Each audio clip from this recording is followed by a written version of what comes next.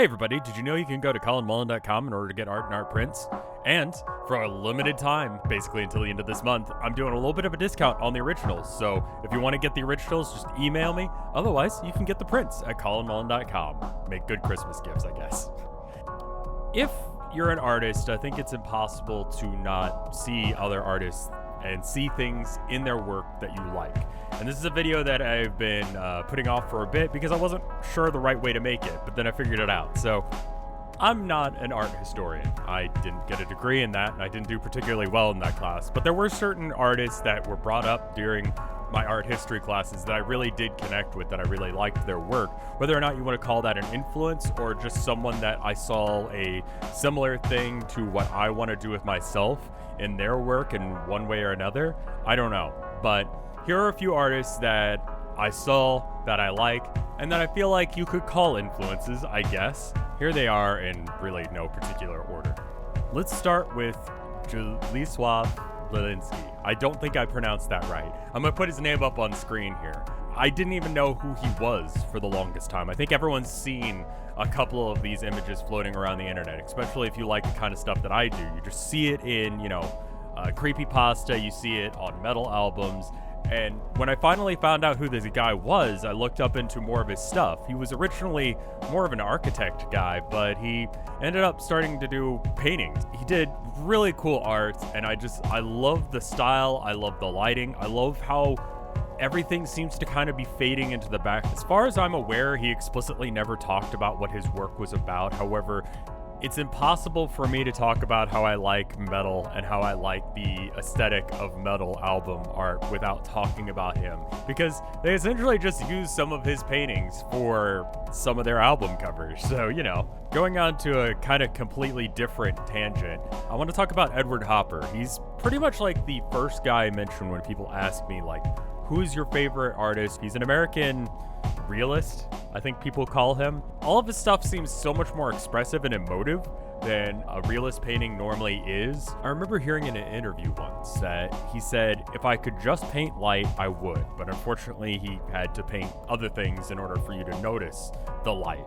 And I really am a sucker for high contrast images. I think you'll find that in all of these. The idea that just like the way the light hits stuff, the just emotive value of this. These all feel like they're in liminal spaces. They all feel like there's a sense of loneliness. These are the kind of places that I like to go to feel comfy, to be alone, despite the fact that everyone in these images is so lonely, despite the fact that sometimes these images have so many people in them. No one's talking to each other. No one's really hanging out with each other. They're all just kind of doing their own thing. And that is something that I can really relate to. It's something that I really feel. I think maybe it's just a city kid sort of thing, but just going to a place and ignoring everyone there. All of his paintings give me the feeling of driving at night. Like there's just this certain atmospheric nature to all of his work that allows you to just sort of sit in the place being the thing, the people being someone you can relate to, someone you can connect to. But so many of his paintings feel like they're about the lighting and about the place, and then you can notice the people, despite the fact that people are supposed to be so much more important in paintings. I personally don't like painting people. I like being in these places alone. I like being alone. I like exploring new places, and his art reminds me a lot of that specific feeling. And I think it's one of the reasons I really, really like him. I think if you were to pick a second person that I would immediately mention in any list of people that I really admire, that I really like their work, I would probably say Goya. Goya did some amazing stuff. He's sort of famous for this painting here where he supposedly painted these people intentionally to make them look bad. There's a little bit of argument in art historian circles on whether or not a court painter could really get away with intentionally painting the royal family like idiots and like normal everyday people rather than, royalty.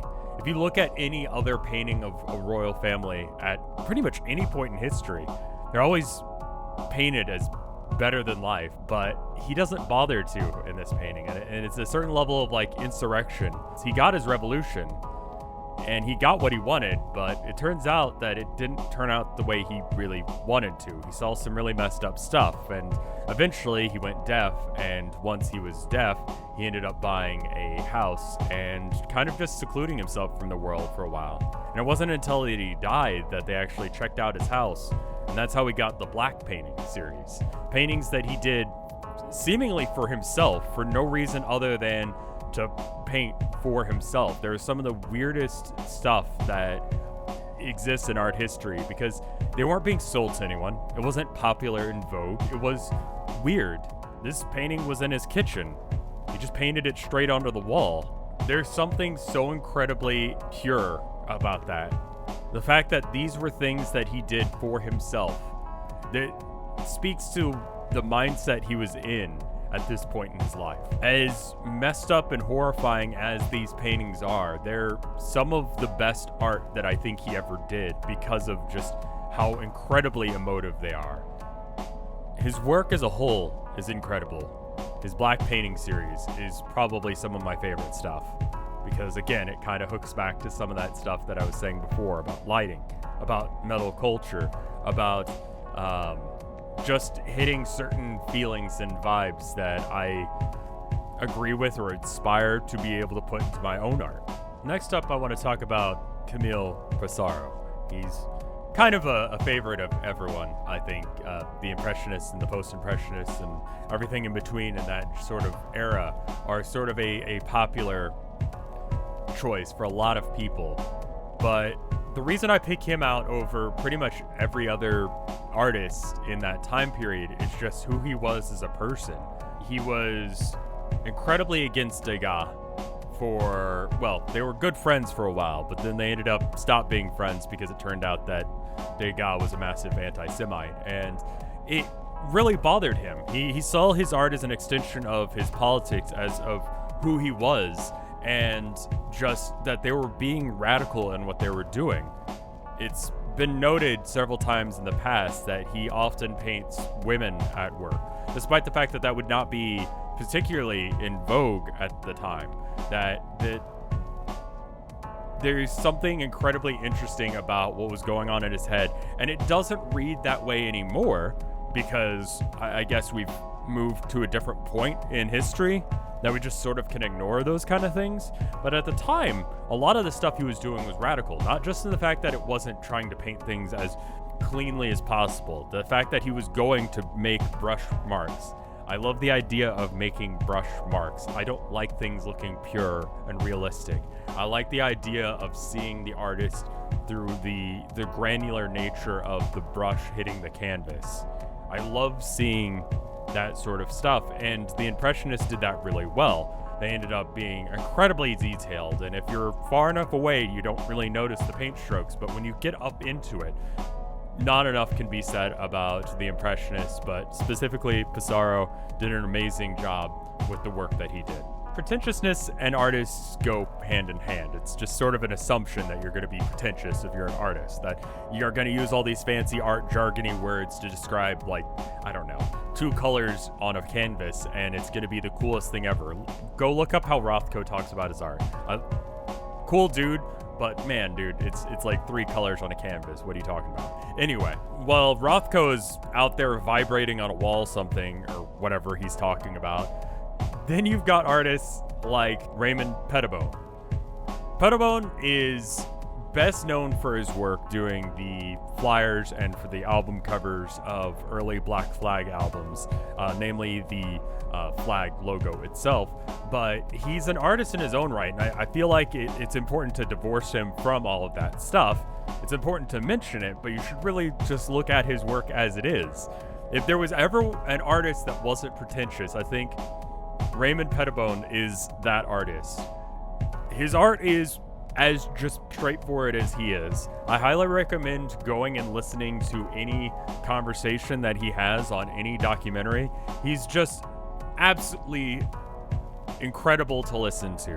He's incredibly down to earth. He doesn't treat himself as if he's better than other people. He doesn't act like he is, but he does incredible work, and he does it with a very, very limited palette. It reminds me a lot of the stuff that I was doing back in the day when I was going to more protests. We didn't have the money or the finance to be able to make fancy signs, but if you want a message to get out there, if you want people to look at your message, want to hear what you're saying, it's important to have good looking art on your posters. It was one of the things that I felt very strongly about when I was going to protests regularly. And the art that he does strikes me as very, very similar to the kind of stuff that I was trying to accomplish with the very limited color palettes that we had available.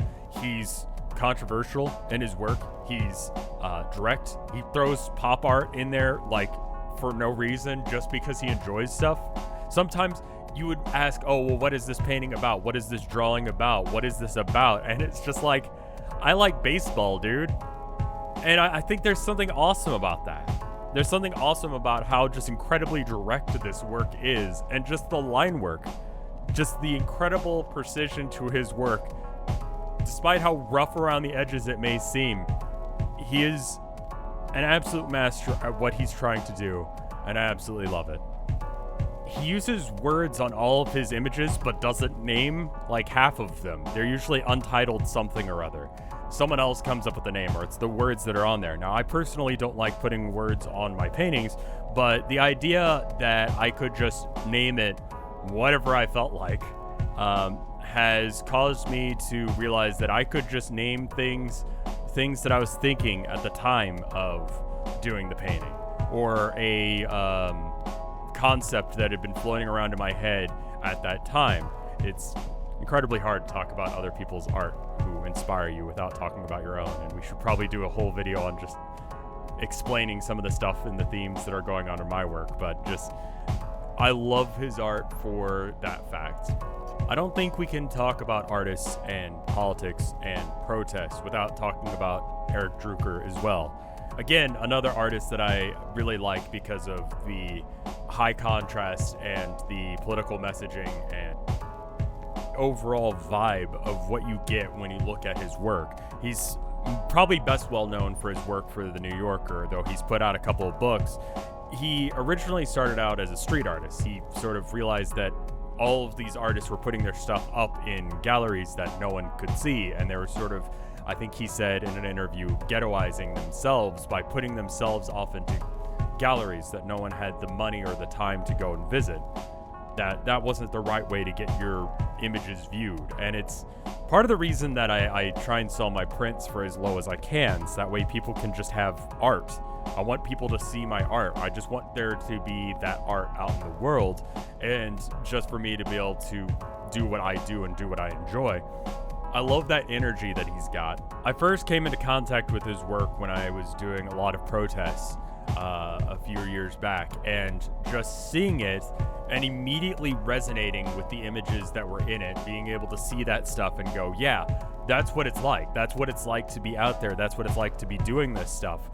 It's just incredible, and it makes me want to get back into woodblock printing. I haven't done that in a while, but anyway, hopefully this was helpful to you guys. Hopefully this answered some of your questions. Hopefully you guys learned some stuff. If there's other things that you guys want me to talk about, just let me know. I will. But I need to go ahead and thank the people on Patreon. If you're not aware, you can go down into the description of this video and go to my patreon.com/RevScarecrow. And if you're at the $5 tier or more, not only do you get access to the Rev Discord, but also you can get your name in the credits, like these wonderful people did, starting with Wapfu. Thank you, Wapfu. Thank you, Top Poundor. Thank you, Tina Kill. Thank you, Targo. Thank you, Spiral. Thank you, Spencer Kane. Thank you, Flenixia Theoret. Thank you, Orthogonal Caster. Thank you, Mortibus. Thank you, Micah. Thank you, Maliciousness. Thank you, Lost Nevada. Thank you, Kayla Hollinger. Thank you, Katana Squirrel. Thank you, James at Games. Thank you, Gala. Thank you, Duxu. Thank you, Dragon. Thank you, Demetrius Gazgalas. Thank you, Chiptune Glitch. Thank you, Bubba Fair. Thank you, Bep. Thank you, Andy. Thank you, Amber. And thank you, Ants! Just scared the cat. Oh, wow, that just squares off the thing, doesn't it? Okay, well, anyway, hopefully you guys enjoyed this video. It was a little bit more rambly than usual, and I don't think I can cut it down much, but if you want me to talk about other things, just let me know. hit me up in the comments on stuff that you want me to talk about, and I will try and make that as part of the next video that I do. And if you want to see that, go ahead and subscribe, and I'll see you in the next one.